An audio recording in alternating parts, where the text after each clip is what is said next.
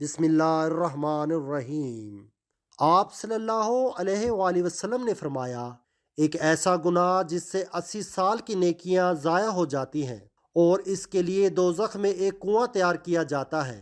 مکمل تفصیلات جاننے کے لیے ویڈیو کو آخر تک ضرور دیکھیے گا۔ زمین کب روتی ہے؟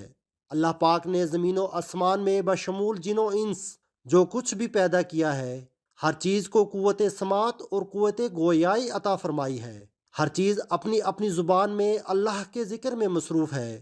ایسی تمام چیزیں جو اللہ پاک نے پیدا کی، جب ان کو کوئی چیز عطا کرتا ہے تو وہ اس پر شکر بھی ادا کرتی ہے، اور جب ان کو کوئی تکلیف پہنچتی ہے تو وہ اس کا اظہار بھی کرتی ہے۔ لیکن یہ اور بات ہے کہ اللہ نے ایسی آوازوں کو جن و انس سے پوشیدہ رکھا ہے۔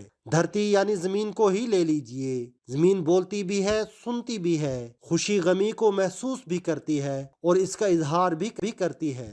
نبی کریم صلی اللہ علیہ وآلہ وسلم نے فرمایا، دو موقع ایسے ہیں کہ جن پر زمین روتی ہے۔ پہلا موقع یہ ہے کہ جب ناحق کسی کا خون بہایا جاتا ہے، مقتول کا قطرہ زمین پر گرتے ہی زمین پکارتی ہے، الہی مجھے اجازت دے تاکہ میں قاتل کو ابھی نگل جاؤں۔ آواز آتی ہے، صبر کر، یہ تیرے اندر ہی آئے گا۔ دوسرا موقع یہ ہے کہ جب زانی زنا کا ارتکاب کرنے کے بعد غسل کرتا ہے تو پانی کا پہلا قطرہ جب زمین پر گرتا ہے تو زمین زاروں قطار روتی ہوئی کہتی ہے، الہی مجھے اجازت دے تاکہ اسے میں نگل لوں۔ آواز آتی ہے، تھوڑی دیر صبر کر، یہ تیرے پاس ہی آئے گا۔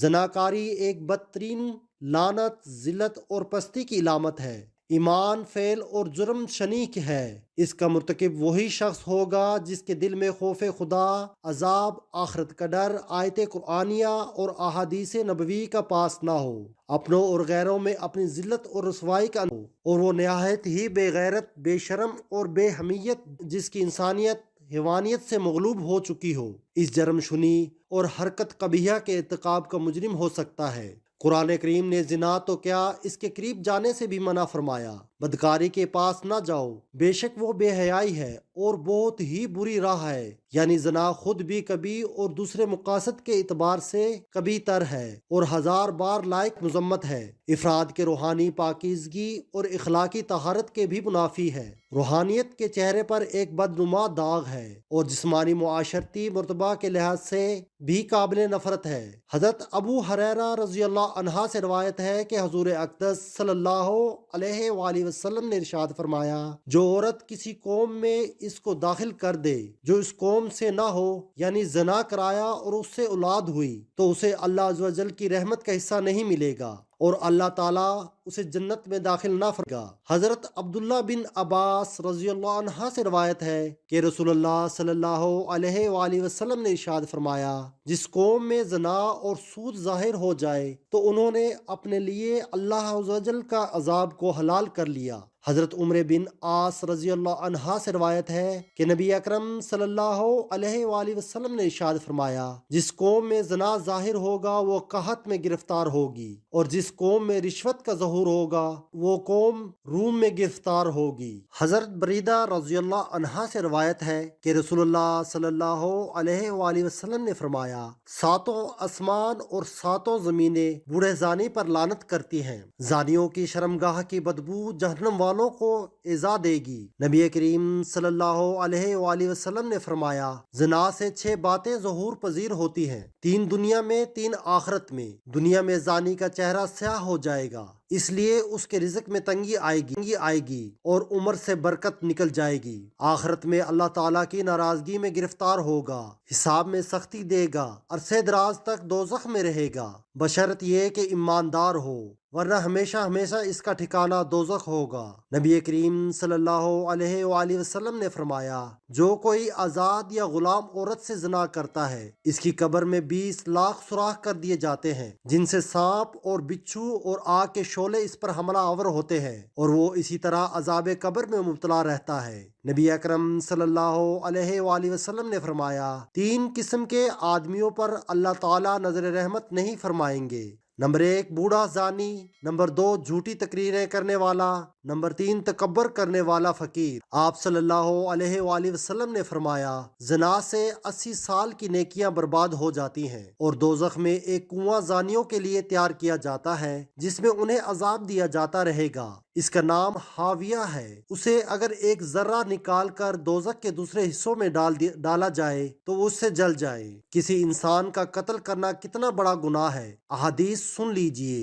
حضرت ابو سعید خدری اور حضرت ابو ہریرہ رضی اللہ عنہ سے روایت ہے کہ حضور نبی کریم صلی اللہ علیہ وآلہ وسلم نے مومن کے قاتل کی سزا جہنم بیان کرتے ہوئے ارشاد فرمایا، اگر تمام آسمانوں اور زمین والے کسی ایک مومن کے قتل میں شریک ہو جائیں تب بھی یقیناً اللہ تعالیٰ ان سب کو جہنم میں جھونک دے گا۔ قتل و غارت گری، خون ریزی اور فتنہ فساد اور ناحق خون بہا اتنا بڑا جرم ہے کہ قیامت کے دن اللہ تعالیٰ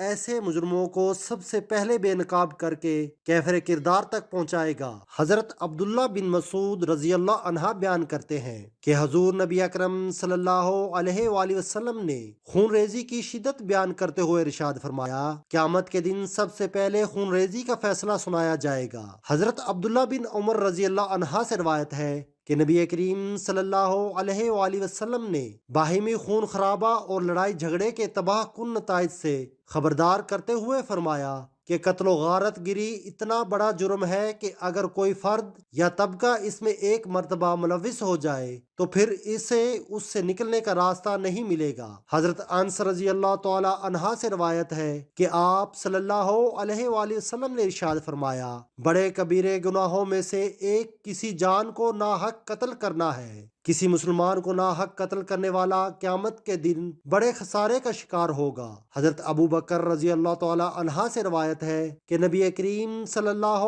علیہ وآلہ وسلم نے ارشاد فرمایا، اگر زمین و آسمان والے کسی مسلمان کے قتل پر جمع ہو جائیں تو اللہ تعالیٰ سب کو اوندے منہ جہنم میں ڈال دے۔ اللہ پاک ہمیں نیک اعمال کرنے کی توفیق عطا فرمائے اور ہمارا خاتمہ ایمان پر فرمائے، آمین۔ کامنٹ باکس میں ایک بار آمین ضرور